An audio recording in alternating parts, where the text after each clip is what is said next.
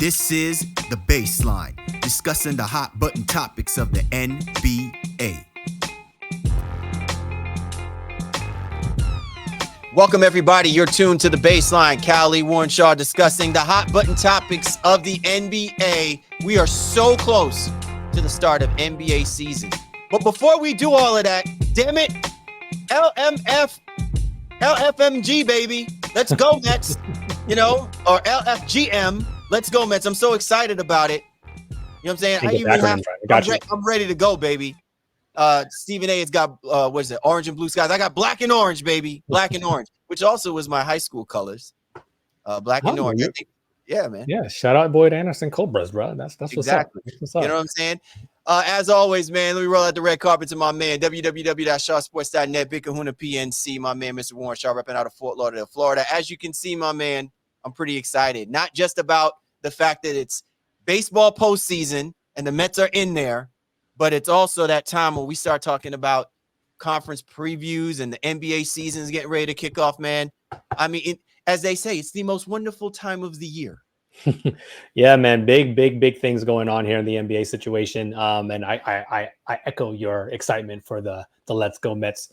People won't understand, that we're Celtics fans, Mets fans on the baseball side or whatever. We diverse where, that's where we're misaligned when it comes to football and all the other sports. People be acting like we weren't on this. Yeah, right. People be when we were doing our reads, we weren't joking around saying, yeah, we like to sprinkle in a little pastime. Yeah. Yeah, we met playing baseball, bro. So, exactly. I mean, a lot of people won't know that. It's a little history lesson for those tuning in here on the baseline. But the business at hand is, the Eastern Conference kind of preview on our side with an amazing guest with a robust platform. Cannot wait to bring him in to talk about this Eastern Conference, brother. Yeah, man. Look, I don't, Shaw likes to always give me about, how I would be doing these intros. Our guest, man, I don't need to be blowing up the spot, so to speak, you know what I'm saying, giving him the kudos and accolades. I mean, it's really pretty much self-explanatory what he's and his peoples have been doing for, since 2014. Our man, Ekam Nagra, is going to be jumping on board to help us do our Eastern Conference preview, man. He's kind of like freaking like the Taylor Swift of basketball culture right now, man. He's just so globally respected with his platform, Ball Don't Stop. And if you haven't had an opportunity to go to the platform, I am encouraging you. Please make sure that you take the time to do so. They cover everything in regards to not just the NBA, but the culture of basketball. And we are so excited to have him on board so he can help us break down and discuss the Eastern Conference, which by all accounts sounds to be like going to be the most exciting and the most competitive of the two conferences. So we definitely are excited about having him on board for that. As always, be sure to get him my man Shaw, Shaw Sports NBA, or get at me at Game Face Lead, the show's Twitter handle, NBA Baseline, available on all the major platforms. You can go to www.thebaselinenba.com to check us and all of the shows that we be dropping. If you see us on YouTube and you catch us on the blue and white logo, and that is the YouTube version of us on the 19 Media Group channel. So to our visuals, we say what's up, what's happening, and make sure you go to www.19mediagroup.com to check not only us, but also the family of great content creators that be running the content streets with 19 Media Group. So, Shaw, look, man, we're not going to waste any time with it. We got our man ready to go. He's in the background. He's probably hitting up the calisthenics and stuff like that, albeit it's West Coast time, so he could be getting up, making sure he's, flipping the flapjacks and getting the ham and eggs ready or whatever the case may be. We got it ready to go in the backdrop, ready to go to talk about the Eastern Conference. But before we do that, we got to pay some bills. Are you craving nonstop hoops action? NBA League Pass is your ticket to the ultimate basketball experience. Enjoy live games, on-demand replays, and exclusive behind-the-scenes content across a variety of devices. With NBA League Pass, you'll get more games. So we're talking regular season and select playoff matchups, more features, including multi-view angles, in-depth stats, and behind-the-scenes stories, more access. Catch your favorite teams and players anytime, anywhere. Stay up with the NBA like the Baseline does. League Pass is for fans who live the game. Sign up now at nba.com/LP19MG. That's nba.com/LP19MG. Don't want to miss out League Pass is right around the corner. NBA season is almost there. Definitely check out League Pass so you can get your fill of all the basketball you can handle. All right, more Baseline. Callie Warren Shaw with our special guest, Ekam Nagra. Don't go away. Time now for the breakdown. Callie Warren Shaw, Baseline NBA podcast. And with us to help talk about probably one of the most exciting conferences of the two conferences, only because our special guest is going to be hitting us with the loveliness of insight in being able to break down how the East is going to look by when it's all said and done. He is the founder of probably one of the most globally respected media platforms that covers basketball and the culture, going back to 2014. Out of Vancouver, our man, Ekam Nagra. Ekam, thanks for hopping on board with us this week. We're so excited to have you on because it's not just the fact that you're in this ethos that has helped really like expanded and globalize the breadth of how basketball is so popular now from a global aspect of it, but it's also the work that you do and how you closely follow the game as a trainer, as an enthusiast, that it allows you to be able to speak in this space so profoundly, man. Thank you, man. Thank you for having me on. I'm excited to talk hoop with you guys, man. I've been keeping up from afar a little bit, and I like what you guys are doing, and I'm looking forward to this one. Took a few weeks, but we got it going. Absolutely.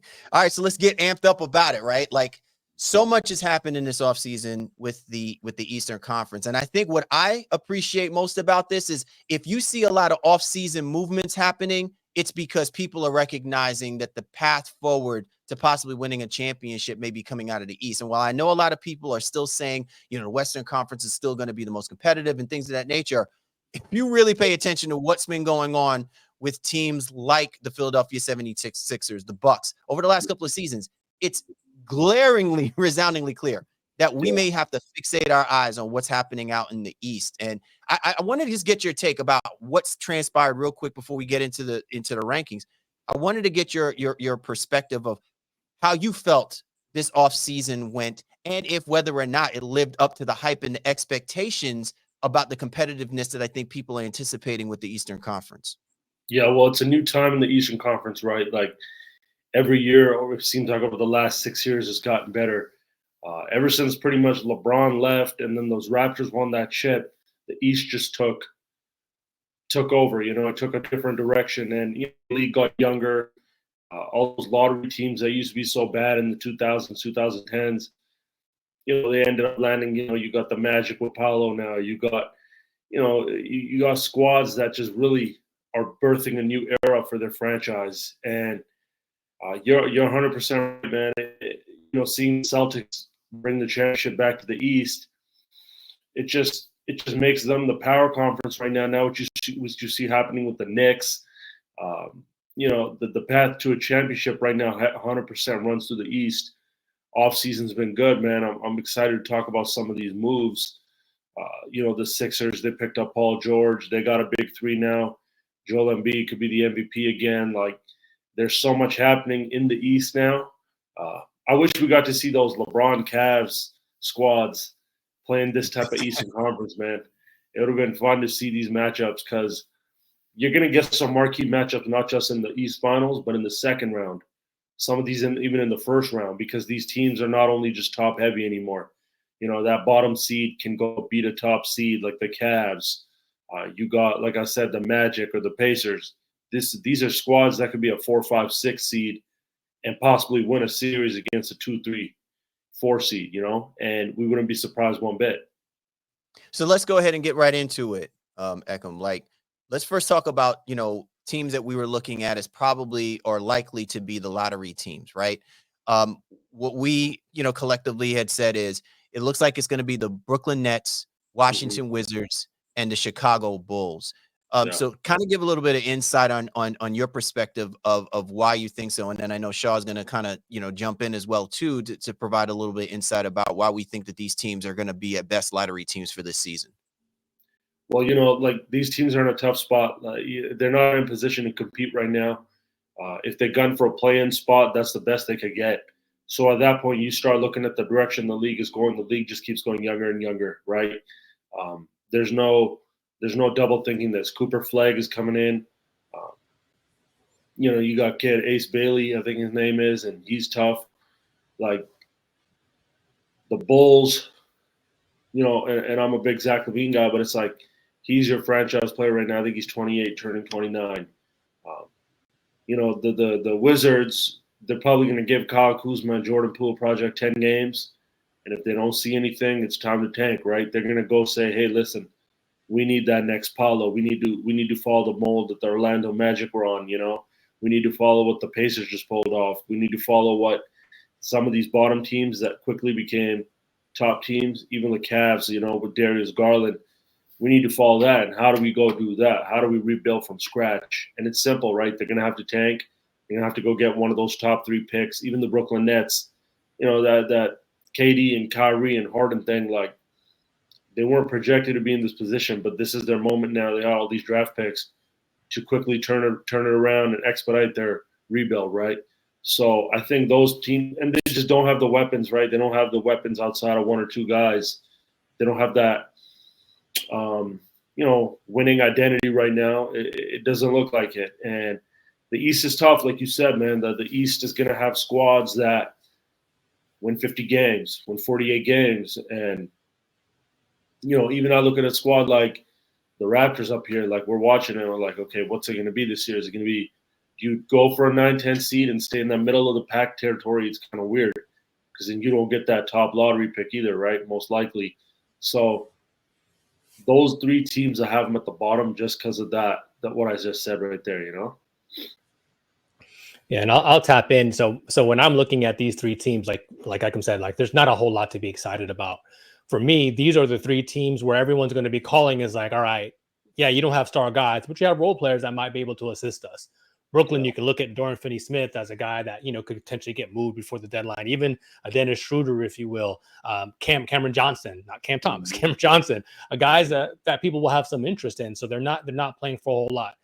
Swing over to Chicago, you have Zach LaVine, who's been bantered about trade rumors for the last 2 years. So if he's healthy and bouncing the way that we've seen him bounce so far in preseason, maybe he rebuilds his value there too. They've been talking about getting rid of Vucevic now for the last couple of years as well. Yeah. So I think the Bulls, the Nets, the Wizards as well are all going to be sellers here, which is going to preclude them from being really competitive when it comes down to that. The Valanciunas thing in Washington seems all but he's out of here before as soon as January 15th is he's on the block. Yeah. So Kuzma could also move in something like that as well too. So I definitely think where these 3 teams are at, not because they've been traditionally bad, but things have just taken a turn for the worse for them in general. And their talent level is just not one that's competitive. They're all in rebuilding mode. Cooper Flag is the star of the NBA draft. So any one of these 3 teams would be excited to get him.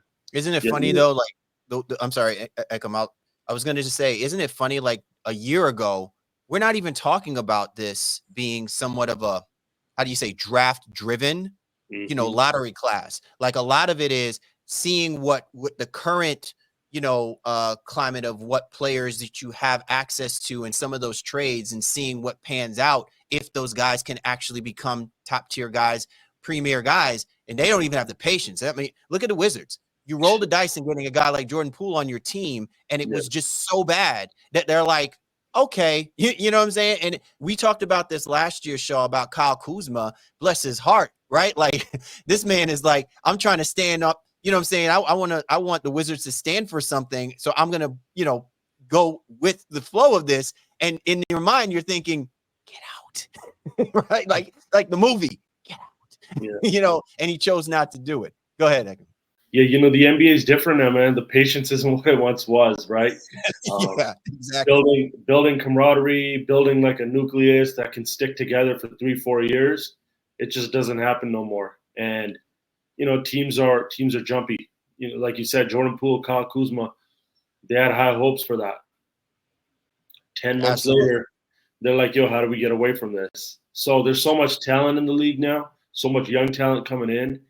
It's just, teams it's like they're going year to year now, as opposed to next 4 or 5 years, and anything could change.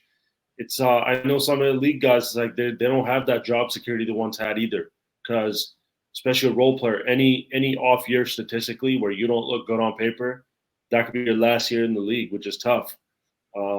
and you're an NBA player, like you're one of the 450 best. So it's tricky. Even another name, man, Trae Young. Like, what are the Hawks going to do here in the first 20 games? Because if the Hawks come out flat and they just got rid of Murray, if they come out and they're like, 8, 9, 10, 12 games below 500, his morale is going to drop. He just came off a summer of trade rumors. That deadline comes around, Trae Young could be the big move of this NBA regular season, right? And I'm glad you actually spoke to what we're talking about with the Atlanta Hawks. So let's go ahead and transition to the teams that we're saying are going to probably be playing teams.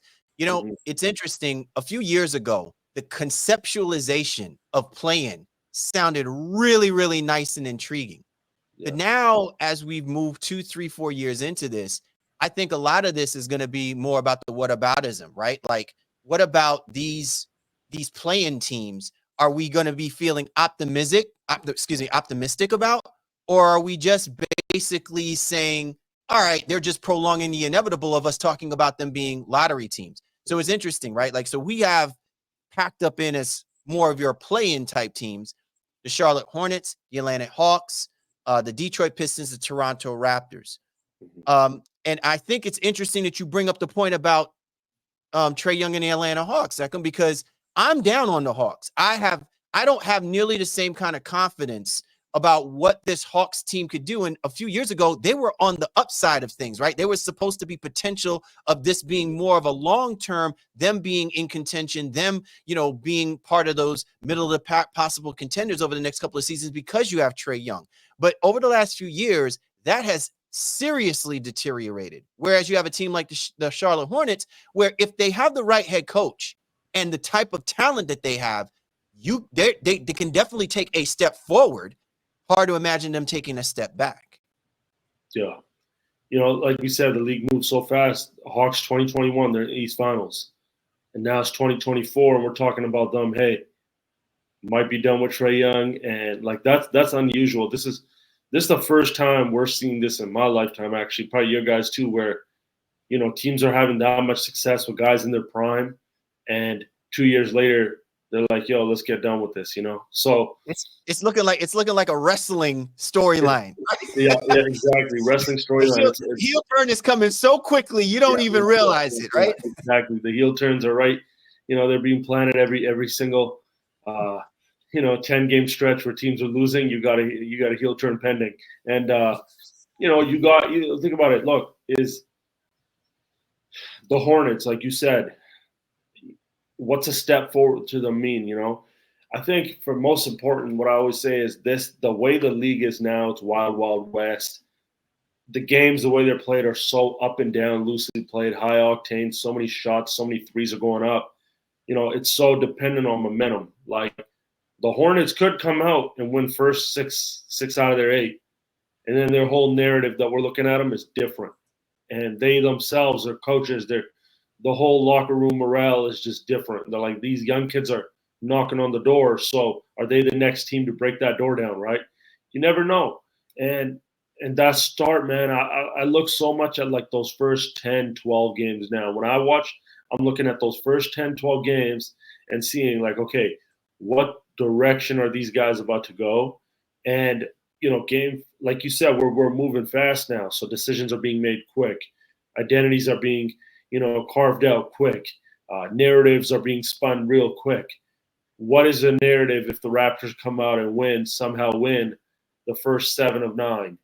What's the narrative if, Cade Cunningham has the Pistons sitting at 500?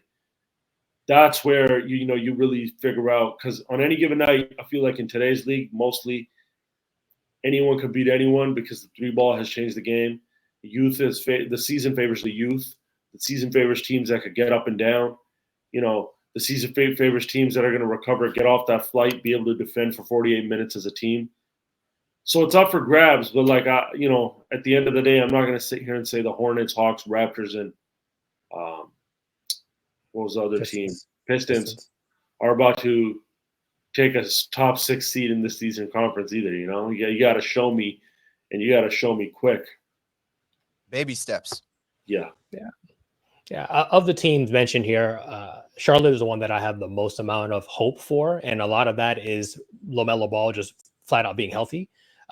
Second year, Brandon Miller, and our guy from Boston, Charles Lee, now becoming their head coach. I think three significant things that can swing things in their proverbial direction to be competitive. I was listening to some other podcasts out there, and I think the term was used as plucky. Like they'll jump up and beat you one time if you're not paying attention.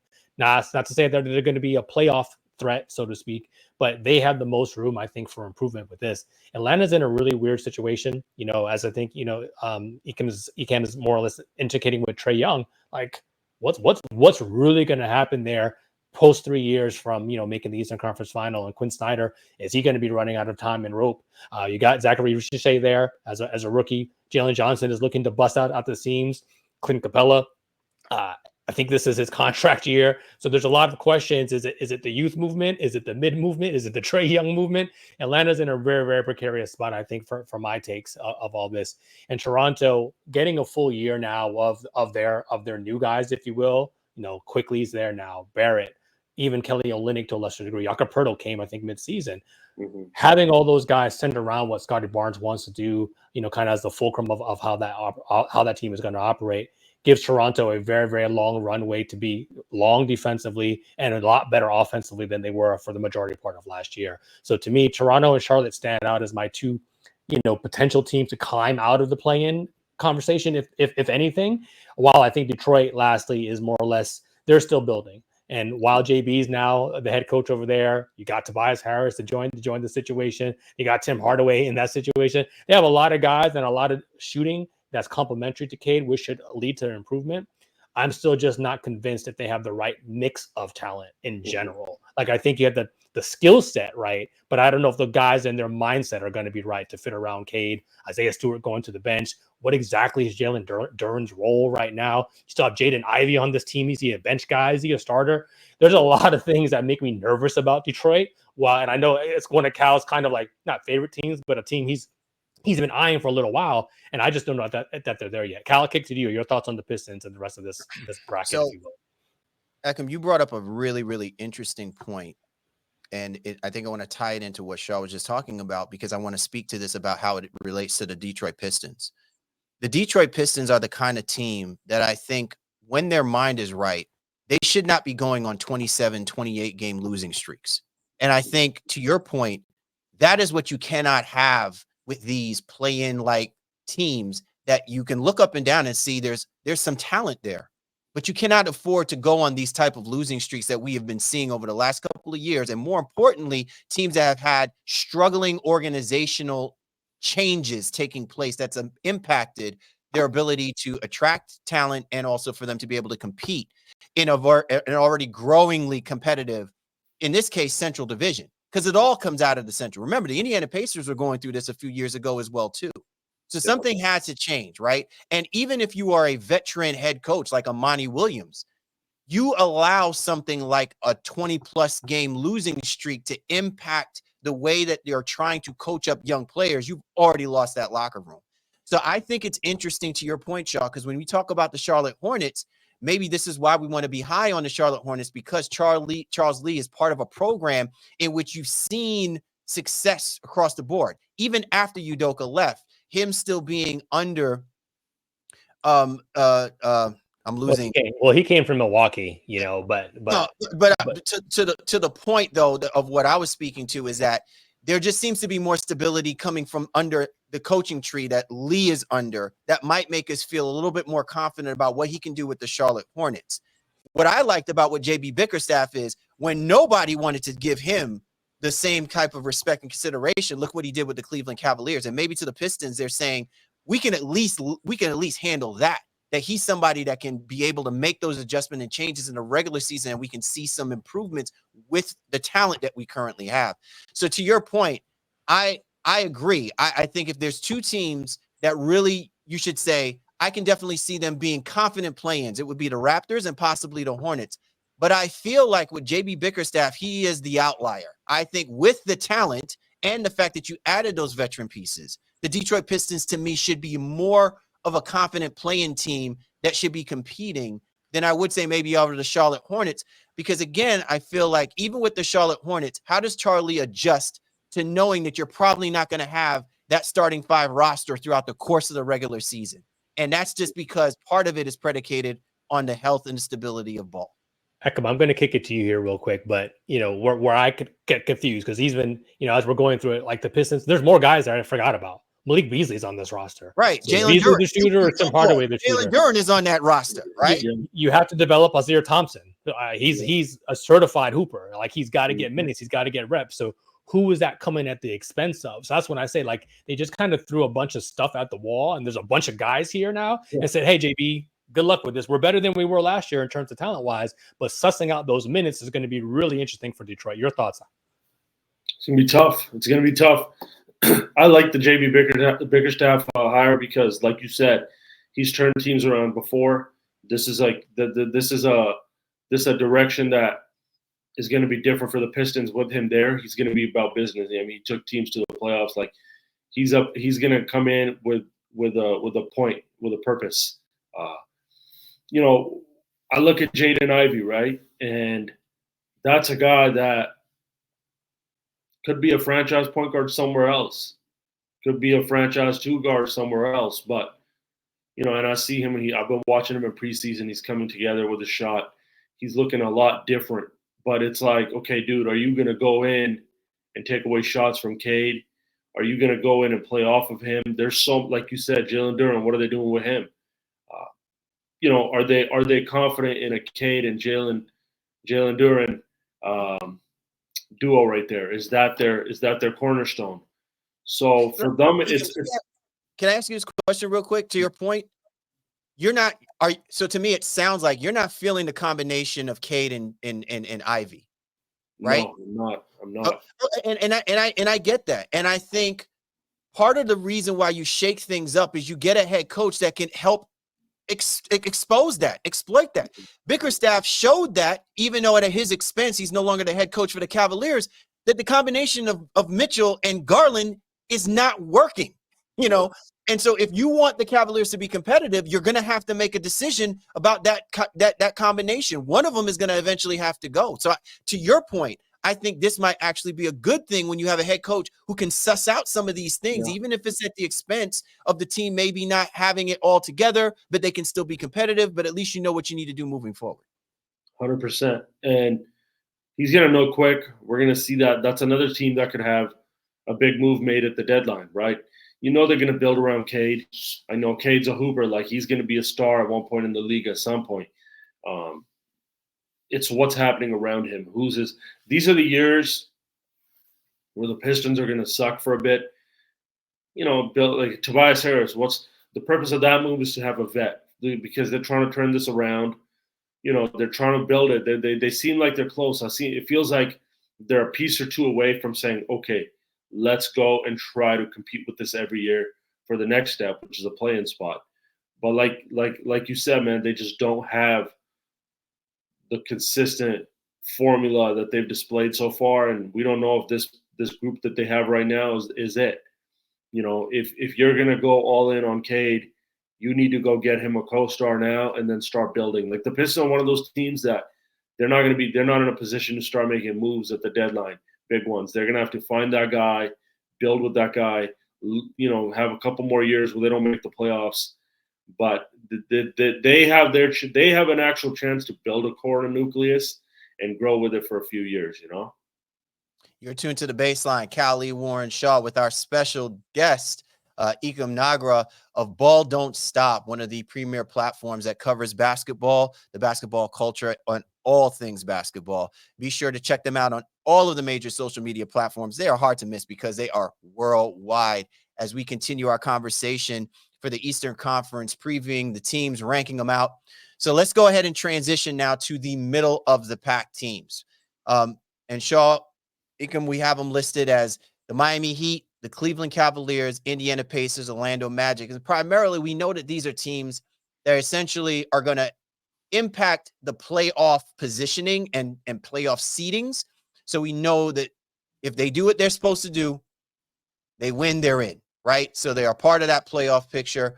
How confident, Shaw, are we feeling about us saying, the Miami Heat, even given what is taking place this past offseason with them, everything that's been going on. How are we feeling about them? Have they taken a step back? The Cleveland Cavaliers, even after the move of ousting Bickerstaff, we still believe in the talent on that roster and that they can still get it done. Is the Indiana Pacers, are they a one-hit wonder? And the Orlando Magic, who are basically the bells, so to speak, of the Eastern Conference. Everybody was loving what we saw from the Orlando Magic from last year. How are we feeling about this middle of the pack lineup that we put together? I appreciate you starting with me actually on this one, because this is where I'm probably the least. I had the most amount of dissension from the two of you. I'm just not as convinced in Indiana's run last year as I think some others are. So while I still have them as a playoff team, if you will, probably as an 8 seed, I just don't believe what they did. I'm sorry, and it's not to knock Tyrese Halliburton, who I think is amazing. I like Pascal Siakam. Having him there for the entire year is going to be great for them. They get Mathurin back as well too. So there's a lot to enjoy, I think, with this Pacers team. But I just feel like there's more moxie with some of the other teams, and within this group, there's a lot of people really exceedingly high on the Orlando Magic, their ability to defend and what they're able to do there. Mosley and his coaching acumen, getting KCP into that roster.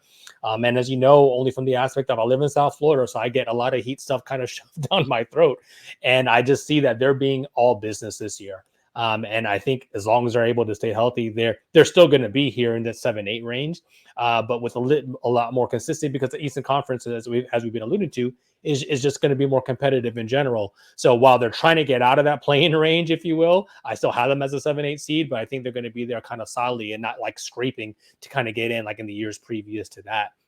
And then I think lastly with Cleveland, listen, this is put up or shut up time now. I think, for Evan Mobley and Donovan Mitchell, Darius Garland, and Jared Allen, like that. It's funny how you let off with Evan Mobley. It's funny. Well, he let off with that. Okay, he got the big bucks, right? As we all know, got the big bucks over the course of the summer, and everyone is talking about. I think he was compared to someone was saying he needs to be more like Jaren Jackson this year in terms of being able to space the floor. But keeping up his ability to rebound and defend. He's a better rebounder than Jaren Jackson is. But he doesn't shoot the three. I was about to give that Klay Thompson side eye.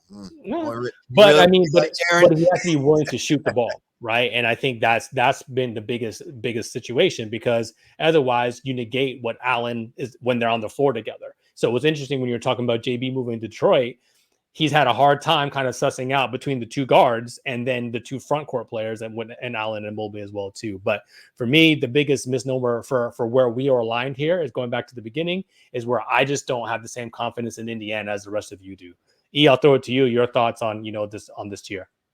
Yeah, the Pacers. So with them, I'm high on Mathurin. Like he's another Canadian kid that's like he's a dog and. No bias. No bias. And him coming back is huge. He stays in the gym all year, man, all summer, and he's primed to have a big year. Pascal Siakam, that was a great addition for them. What Rick Carlisle does is it's again, they play similar to the Kings in the West, where they're trying to get up, they're trying to run you out the gym. They're going all in on offense, and that could work in the season. Season teams aren't coming in and locking down like that for 7 games. They don't have defensive assignments that they're looking to execute on a regular Tuesday in November, in January, right? But I think the Pacers will be right around where they were last year, just because of momentum. They're a momentum-based team.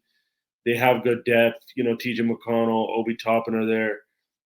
Probably forgetting a few others, but I think the Pacers will be right around where they were. When you look at the Heat don't, they don't go for regular season success. They're not out here trying to be a 1, 2, or 3 seed.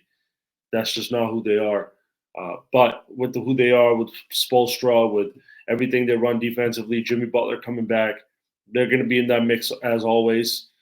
Just trying to get to Miami's just trying to crawl to May, June. April, May, and see where it goes. They're a completely different team. They're a 16-game team in the playoffs. For them, they got to be good enough to where they, stay afloat in the regular season, maintain a top 6 seed, or not end up in the play-in. They put themselves in some tricky predicaments, and he saw that those last few years, and it's like, yo, why are you guys in the East Finals? Sorry, why are you guys in 9-10 seed if you're going to the East Finals, right? And yeah, that's what I see with that squad, man. I'm looking at Orlando. They got KCP now, another good 3-and-D guy. He's been saying great things about that squad and that culture in training camp.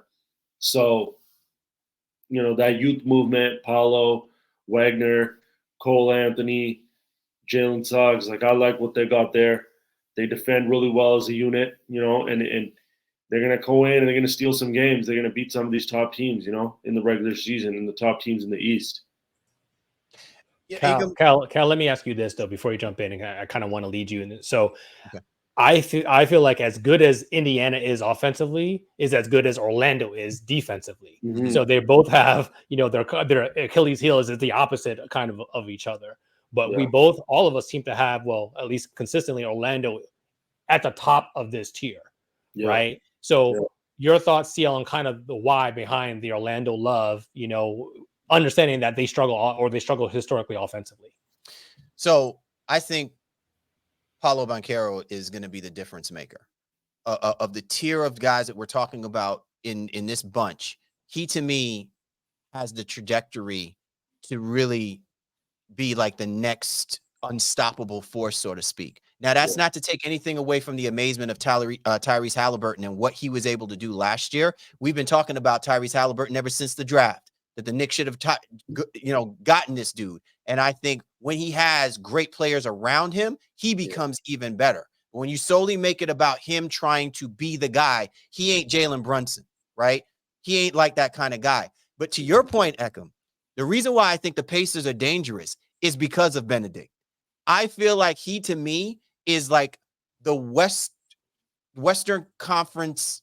He's the Eastern Conference version of an Anthony Edwards in the type of dog-like mentality, like the like he just doesn't care. Like he's gonna go at you. His athleticism can be overpowered. And if that version of him is a part of this Indiana Pacers team, I may have to disagree with Shaw in the fact that this isn't going to be a one-year wonder type of thing. Because I think that he can equally just turn things around, be the difference maker, be the X factor on the Indiana Pacers being a legitimate threat to those other teams that we're going to be talking about in a few. To your point about the Cleveland Cavaliers, I don't know what to do with it. It's not that the talent of these guys should not be lauded and applauded. It's that the talent doesn't seem to cohesively make a difference when it matters the most. They still are stepping over each other. They're still stumbling into situations that at this point they shouldn't be doing any longer. So that's why, to me, it's like, it doesn't matter what head coach you put into this situation. They just can't get along to get along, right? So the best of the, and the Miami Heat, it's interesting because to your point, Shaw, they're about standing on business, and and Ekam was saying, these guys don't even take the regular season serious.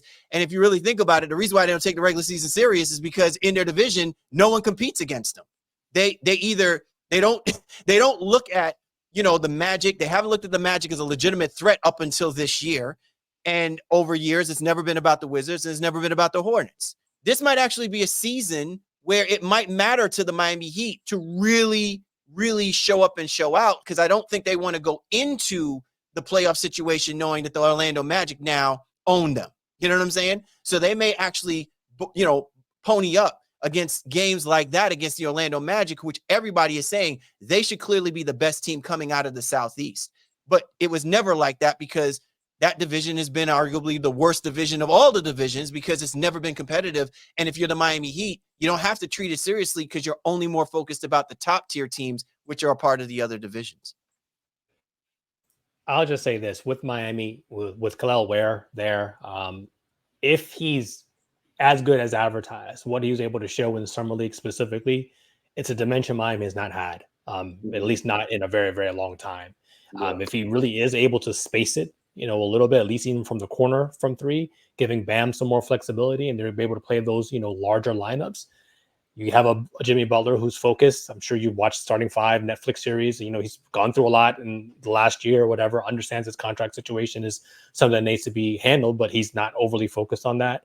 I told you on our last show, Terry Rozier came in with the biggest chip on his shoulder, and we're all like, what's wrong, Terry? But he was mad. No one's paying us any attention. So that bodes well, I think, for the Heat in terms of what they're trying to do and their ability, as I think it was all alluding to take the regular season more seriously. I still think there's a talent issue that we have collectively, especially within this group, that's still going to force them within the middle of the pack. But that's what we really should have said from the very, very beginning. Even if we're talking basically after we get past 4 all the way down to even maybe 9, those games might be decided by 2 or 3 games. So Right. like The these are conference just is so closely contested. yeah. So this is all subjective slotting, if you will, because it doesn't mean that they're that vastly different like when they were in the 90s, if you will. There's a 7 to 10 game difference between these seeds. But I do like where Miami is heading this year. I want to be wrong about Indiana because I think they are a good story. And I think everyone is just kind of like, all right, the Cavs are just kind of like this middle of the pack team, second round. They're going to exit, but does Kenny Atkinson come here and change any of that this year? And that's what we need to wait to see. Yeah, I agree. I like Miami coming in with Terry Rozier. He's going to be healthy. New big man. I love his game, man. He's athletic. He's mobile.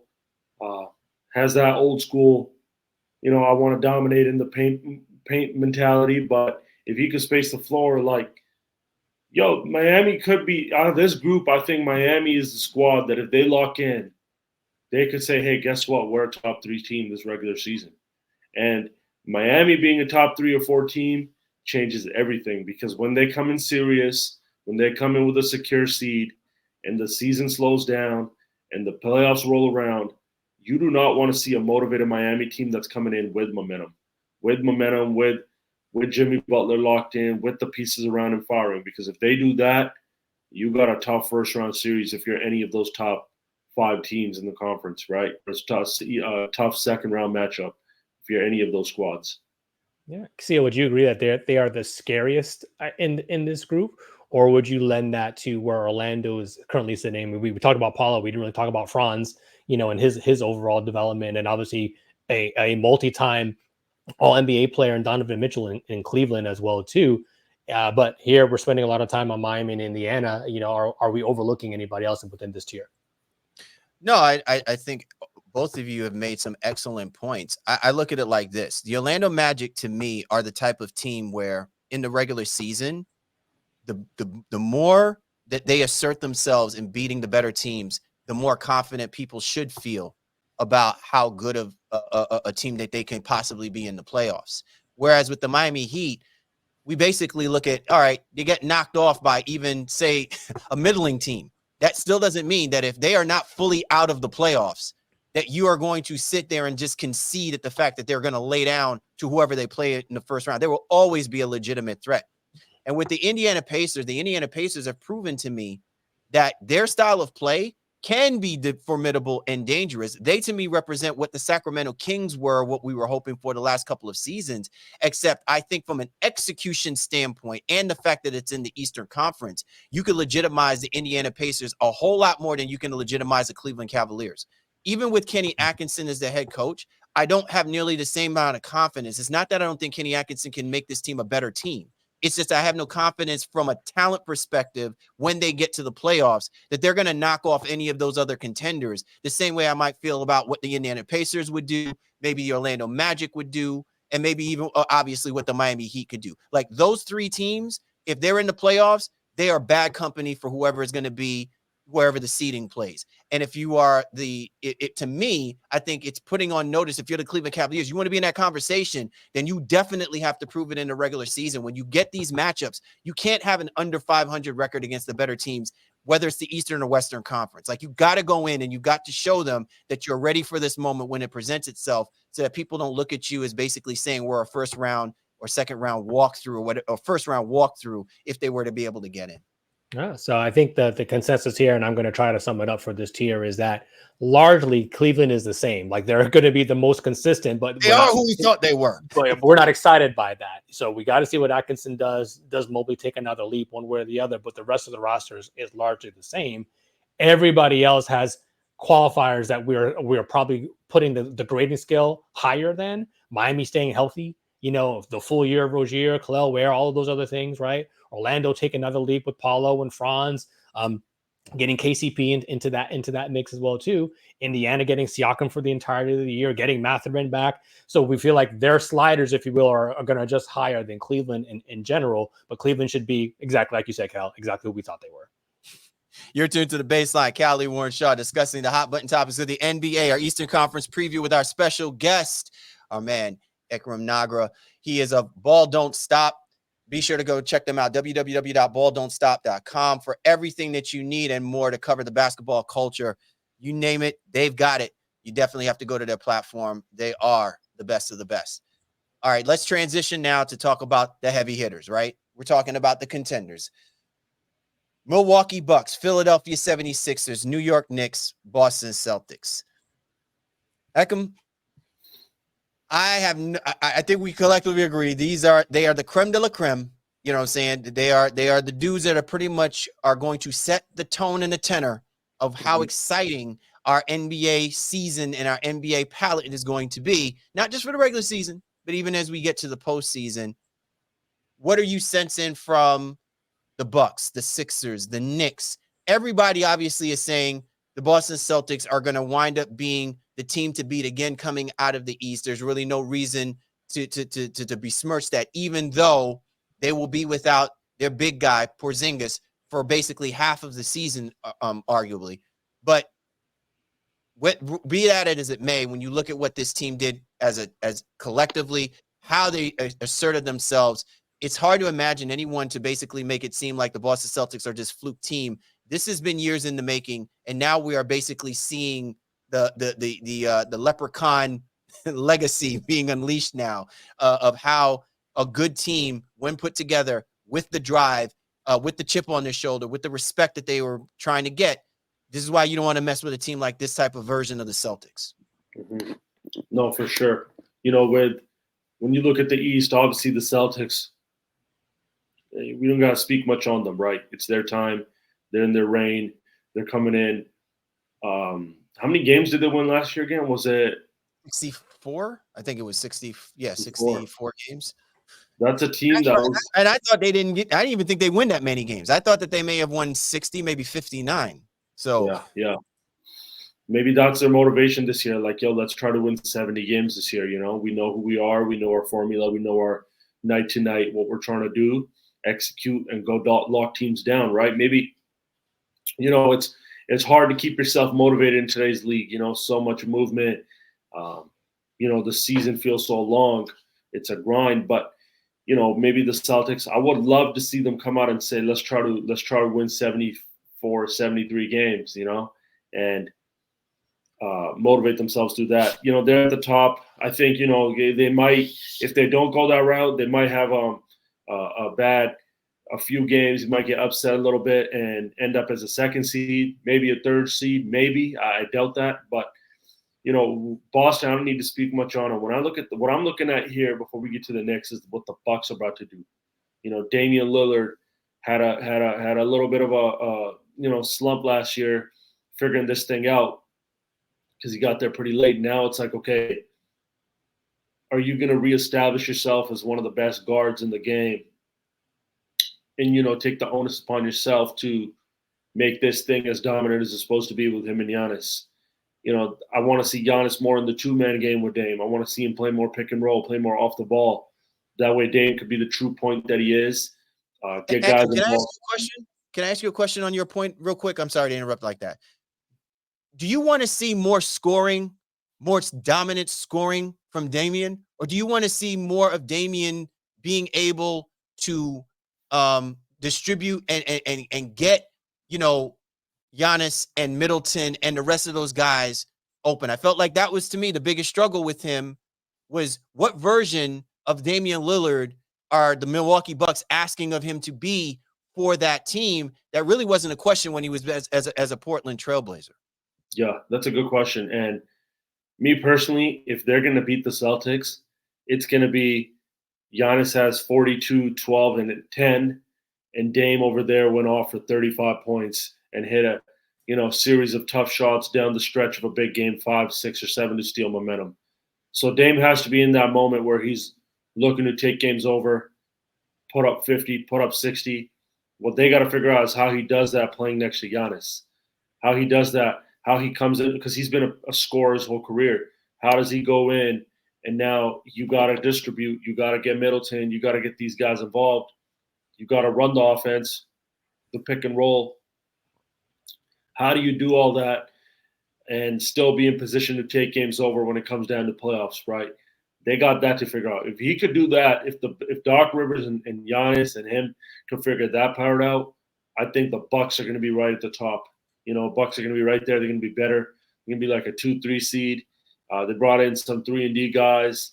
They just need those guys around them to be dogs. Chris Middleton's coming back a little bit healthier, hopefully. And the Bucks are the team that I still think could break the East just because of who Giannis is, his motor. Coming downhill in the playoffs. There's not really a defense for him other than obviously you could sag and let him shoot. But if he's coming downhill and you can't build a wall, the Bucks are going to go deep. So there seems to be a healthy respect for Milwaukee, but not necessarily the fear. And it's like, we have recency bias based on what we saw last year. Doc coming in, being able to install his defensive system. While I don't know that they're going to jump to be a top 10 or top 5 defense like Bucks years past, but they need to at least be in the middle of the pack from the beginning of the year and not towards the latter part. Dame averaging 24 a game last year. For anybody else, that's great. But, he's at least a 28 point per game guy. And I think that was what was so perplexing to watch from my lens, especially with the injuries that Middleton was suffering, is like, okay, why couldn't he get off? And I know he had health issues, or not. He came into camp, out of shape per se. Then it was the aspect, I think he got divorced. Then he was, not living in a space that he was comfortable in. Like there was a lot of things that impacting him personally that us as analysts, journalists, media types, and podcasters don't always have the full he about. But all those things are now kind of gone, right? And I think we're all expecting Dame to take that biggest leap. That leap to who he has been previous to this. To me, they are the team that is the scariest of the bunch in terms of like they have the highest ceiling right now, like because we don't really know that we've seen the best of them, especially in the Doc Rivers quote unquote era, if you will.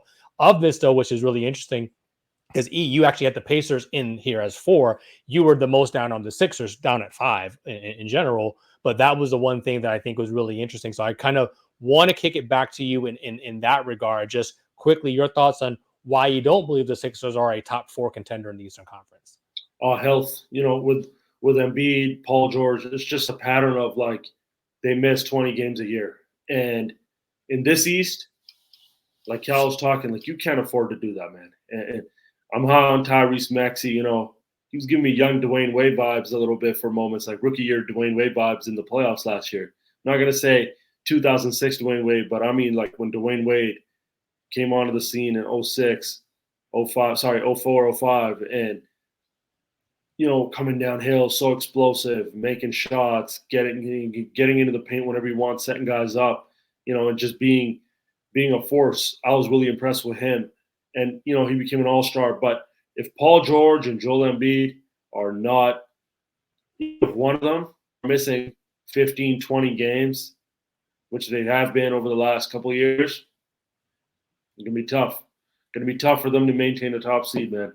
And with them, it's just they're older now. They have a lot of mileage. They've been injury prone. And I hope they don't get hurt. I want to see them healthy, But that's just, for me, it's a health thing, man. There's Embiid's style, the way he plays, the way they run everything through him, it takes a toll on him. You've seen it, man. His conditioning late in the year, April, May, March, like those months, he looks fried. He comes out hot, dominant. He'll have a 70-point game. He'll be at the top of the MVP rank. He'll be leading the league in scoring. But it's like his body type at that size, like, and he's getting older. I just hope we continue to see this version of him for years and years where he's dominant, but it's a lot of wear and tear on his body. And Paul George is a senior citizen in the NBA at this point. It's the health thing, bro. I'm not. You have him ready to sit down. And was it 8 o'clock for the senior citizens breakfast over at Denny's? Paul George has been in the league since I was in high school. Like it's crazy, and just seeing him I love his game. And I think, look, the Sixers, if they're clicking, if they have those three guys out there, I'm big on Nick Nurse's system as well. They should be competitive. They should scare a team like the Celtics. They should scare a team like the Knicks in a 7-game series. The question is, are they even going to get there? I want to throw a question out to the both of you then, because maybe let me play devil's advocate here for a second too.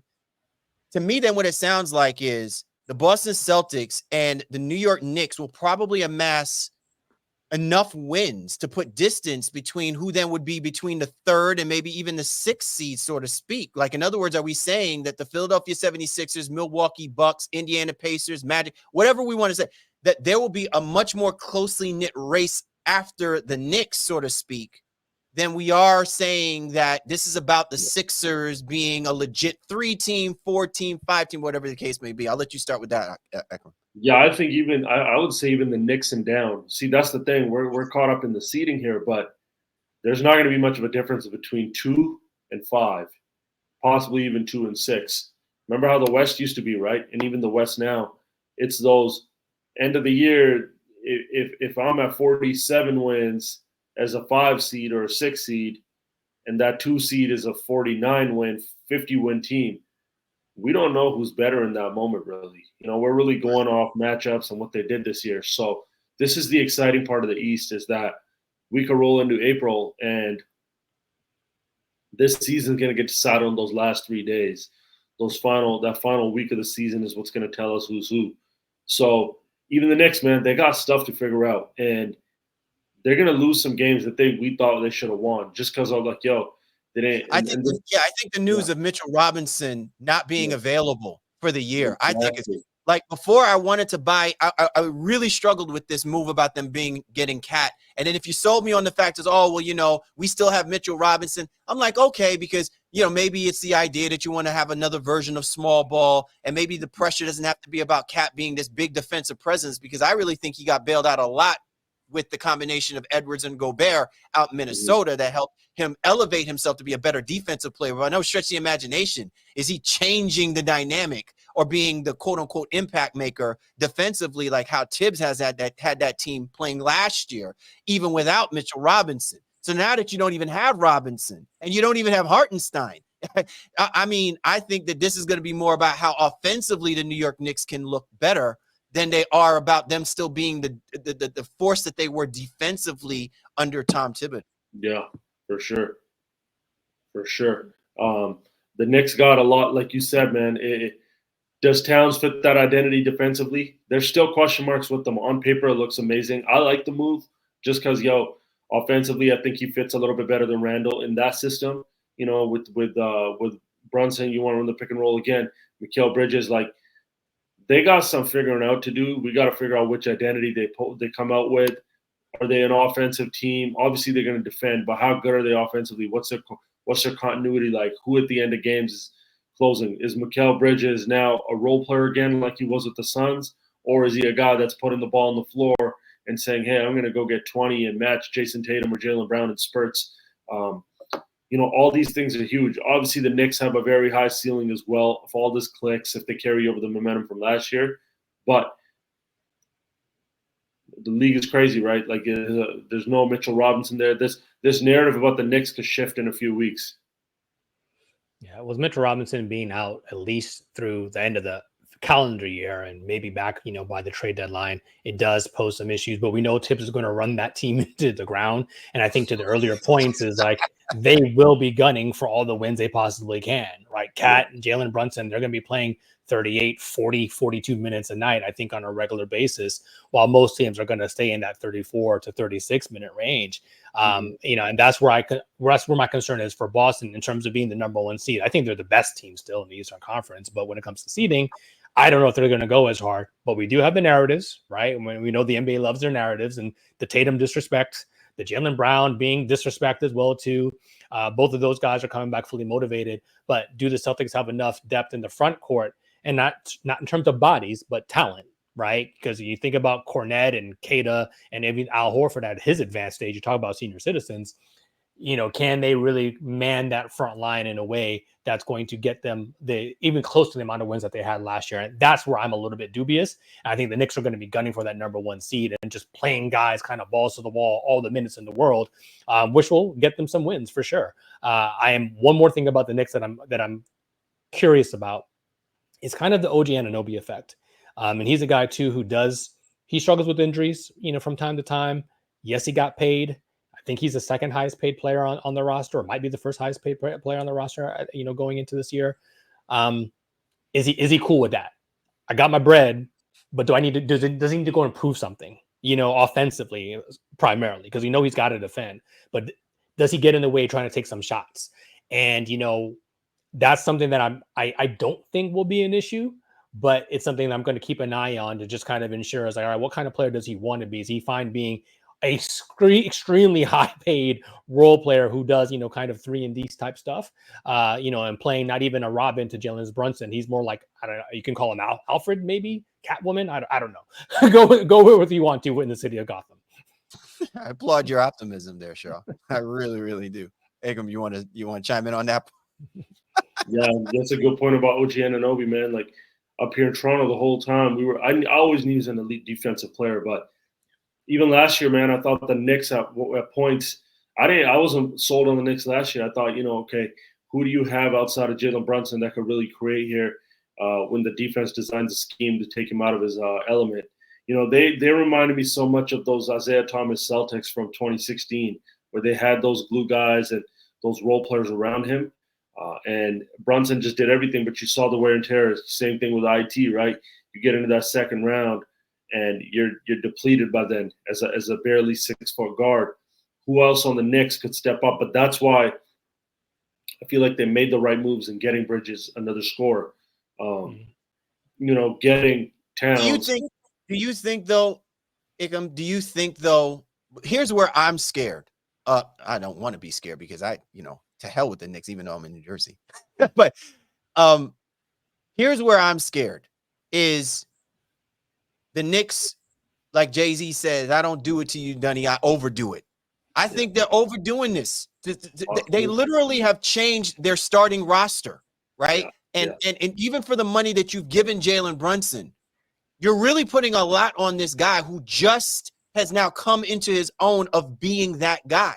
And I'm saying, I want you to be that guy, but now I want you to go and make sure OG gets fed. I want you to make sure that Bridges gets fed. I want you to make sure that Big Cat gets fed. Like, that's where I struggle with this, because you want him to be the man, but now you're putting guys who came from places where they were supposed to be the man, had to take numerous shots to be the man and prove that they could not be the man. And now you're asking them to take a step back because we assume that Jalen Brunson is the man. Like, that's a lot, man. That's a lot to ask of with those type of components all coming together in season 1, not season 2 or 3, but season 1 of the dramatization that is the New York Knicks. Yeah, and before you jump in, just one more point to what CL is saying. Say what you want about Randall, but he was a decent secondary play creator. And so now they seem to lack that. So if you're telling me now, if Brunson were to suffer an injury, yes, they have the bodies in terms of points, but who's going to get them the ball? Do you trust Campaign to be that guy? Bride? I don't know about that. Yeah, so that's where I think when we talk about overdoing it, do they have enough depth to play create outside of Brunson? Your thoughts on that, Ekam? No, really good points. And that happens so often in today's league. Is you saw this with the Celtics a few years ago. Too many cooks in the kitchen. When you have too many cooks in the kitchen, it throws off your whole night to night continuity, and you end up losing games that you should have won, right? You hope they don't do that. Now, the one thing I like about this squad is the guys they did bring in can play off of the ball. Bridges can play off the ball. OG's obviously playing off the ball. Cat can play off the ball. If Brunson's healthy and he's running the show, I think the Knicks more so is another thing. Are they going to carry last year's momentum, the hype around them, the crowd? I think the Knicks have the most pressure on them, and sometimes in a situation like this, pressure can create greatness. You now have this moment in New York where it's like, this could be the group that does it. This could be the group that gets the Knicks back to the finals. And I think just having that there, they're going to do what they need to do to figure this out. Thibs is going to do what he needs to do to figure it out. see, that's the one thing when you say too many cooks in the kitchen, it's like, okay, they don't necessarily have guys that need the ball and need to break a guy down. Jalen Brunson's going to do that on his own. The main concern for sure, though, Warren, is that backup point guard. If Brunson goes down, misses 10, 12, 15 games, who's running the show, So let's see how this goes, But I think the Knicks, the reason I have the Bucks still so high is because I think out of all these teams coming back, the Bucks are the ones that are going to go in knowing who they are, knowing what they're going to do every night, or they should by now. Doc should have them now on the same page. They got a training camp, they had last year to prepare. The Sixers and the Knicks are coming in with a whole new identity and roster, and they're gonna lose games that they were supposed to win just because they didn't know who they were that night. And what are the Knicks gonna look like if Brunson's out? What about when PG and Embiid go down? Like, these are figure out phases within the season, 82 games, where you end up slipping and losing games or go on a 3-game losing streak, right? That's where the Bucks are at an advantage. It's like, okay, you mostly know who you are. You have your star duo. Doc Rivers is going to do what he does. Go execute. For them, it's simple at this point. They just got to go execute. And while the other squads still we're going to be watching them closely, seeing who they are, Yeah, I think that's a great point. Before I kick it to UCL, the antithesis of that, ironically, was Boston last year. Not that they I wouldn't say they were load managing, but they did give some guys some nights off, kind of throughout. The caveat this year is that Porzingis was mostly healthy for the part of the regular season, but they figured out ways to win some games that they probably weren't supposed to win, with a guy like Sam Hauser or Peyton Pritchard kind of going off. And will they be able to do that again? That remains to be seen. But, they have a clear identity and a coach that has instilled the system in them that they all seem to have bought into. Yeah. Ekam, here's our final question for you then. I mean, and the culmination of everything that we've talked about with regards to the Eastern Conference. Who do you have coming out of the East? Man, I got to go Celtics again, right? I got to go Boston again. I think the formula I got to go Boston again, and the reason I say that is because the formula they executed last year in the playoffs, though I'm not a fan of that brand of basketball, drive, kick, launch a three, it's almost like the league's starting to mimic that. Even with this cap move, it's like, hey, we want to play 5-out with you.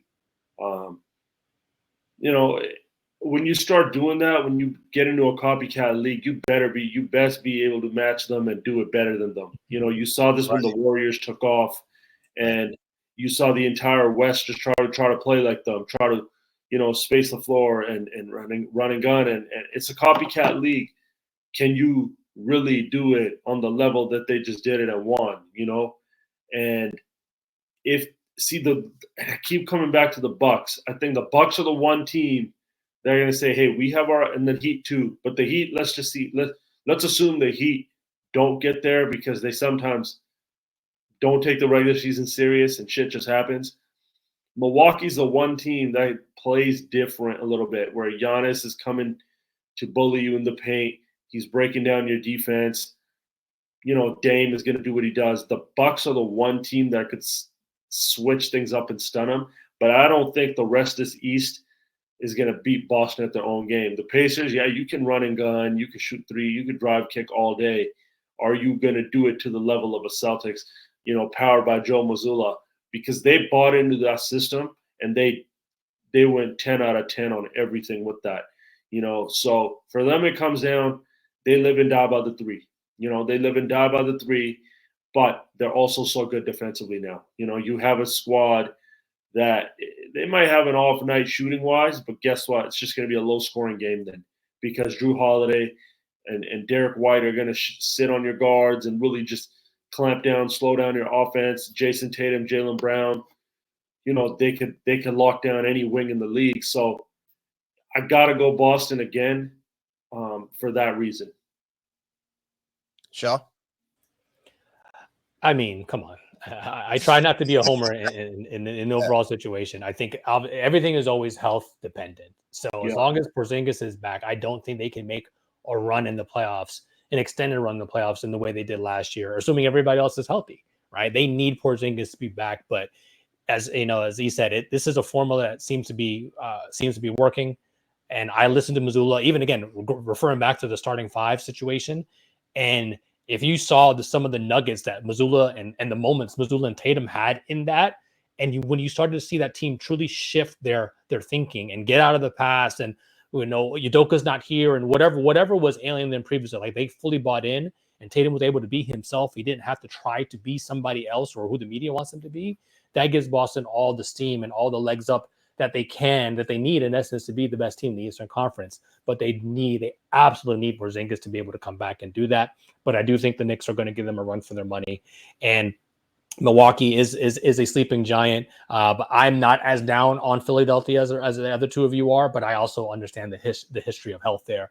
But they also have the ability to make another move, to shore up their bench. And if they do that as well, then they're going to be right in the middle of this conversation. Well, I'm not completely down on the Philadelphia 76ers. Not to say even I think there's a healthy respect there that Ekam is alluding to. It's just that he doesn't have confidence that version of whatever we see of the Sixers, even if they are amazing in the beginning of the year, will look even remotely like that when they get time to the end of the season or postseason play, or when games matter for them to be seeded where they should have an advantage going into the playoffs. Like, I get that. I agree, because even with Paul George, I don't know how much of Paul George will be in the tank come that time frame that he can bail out Joel Embiid.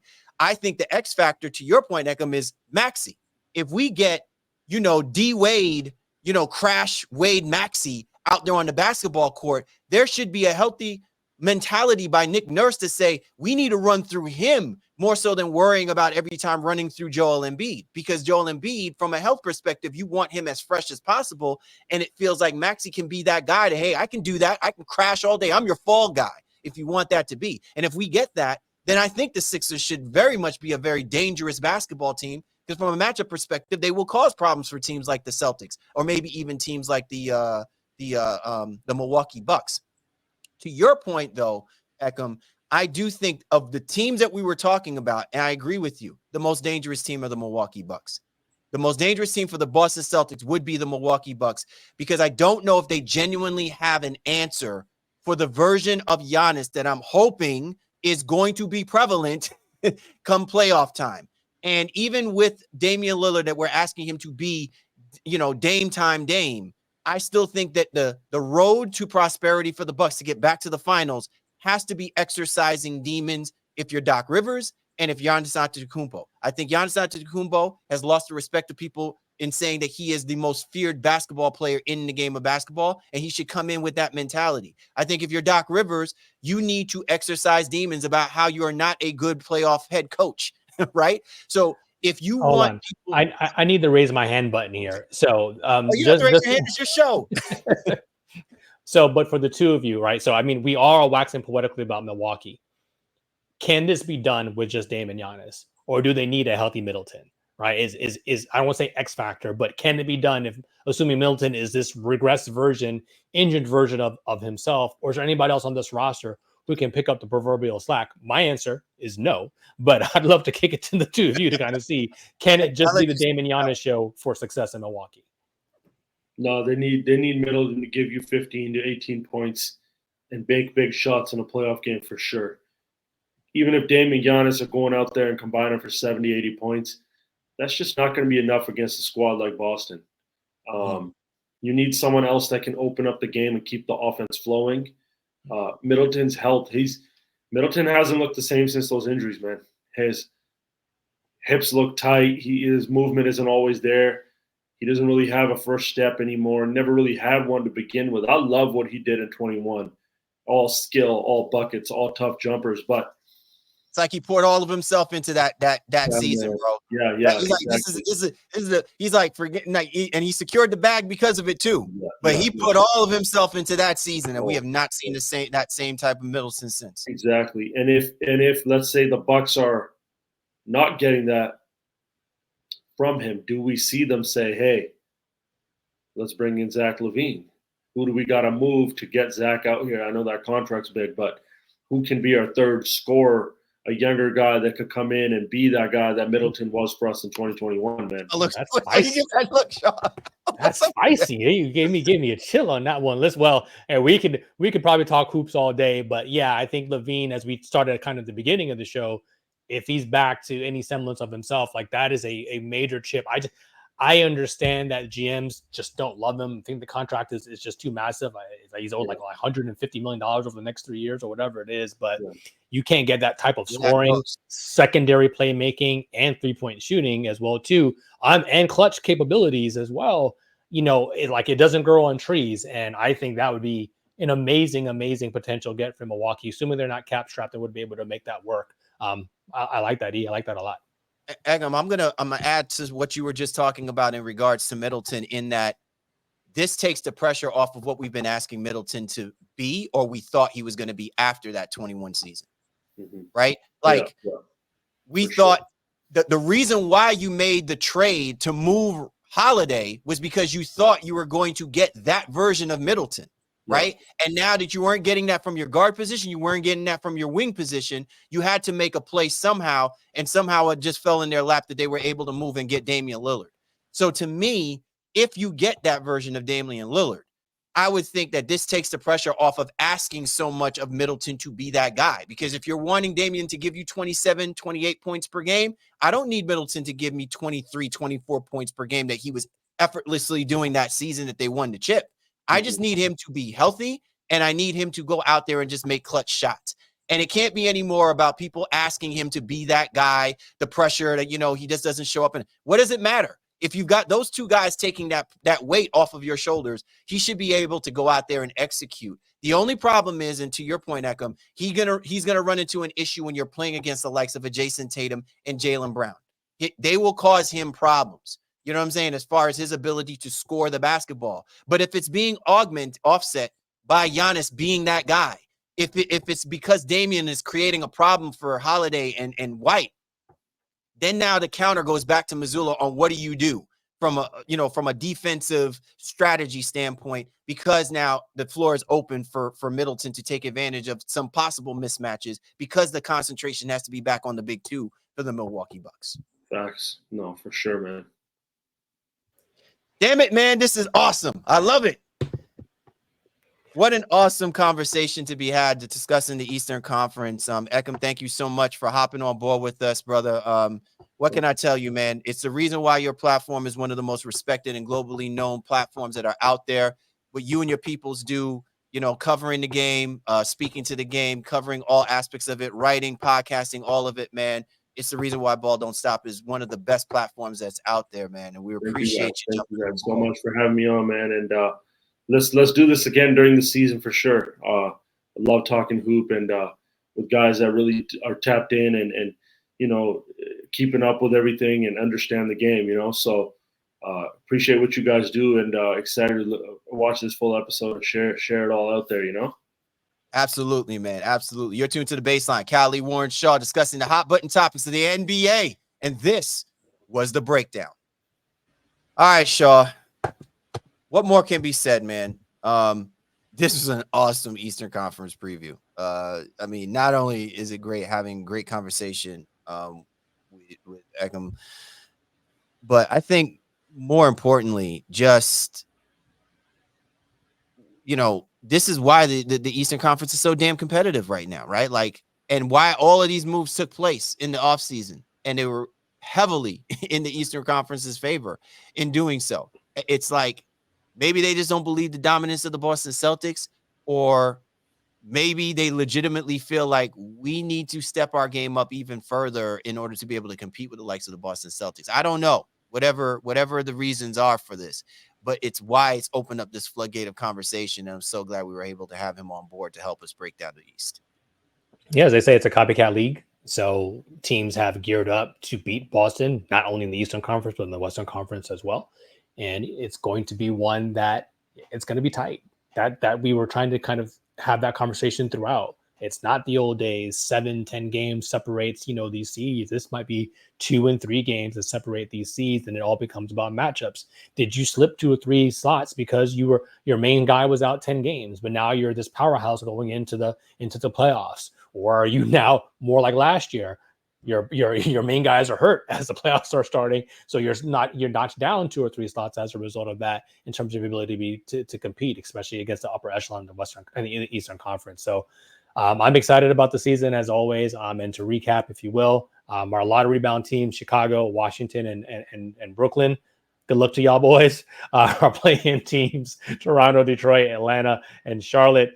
Middle of the pack: Orlando, Indiana, Cleveland, and Miami. And our contenders: Boston, New York, the 76ers, and the Milwaukee Bucks, who we all seem to be really high on as probably the sleeper horse, if you will, of the contenders that can truly upset what's going on in the Eastern Conference.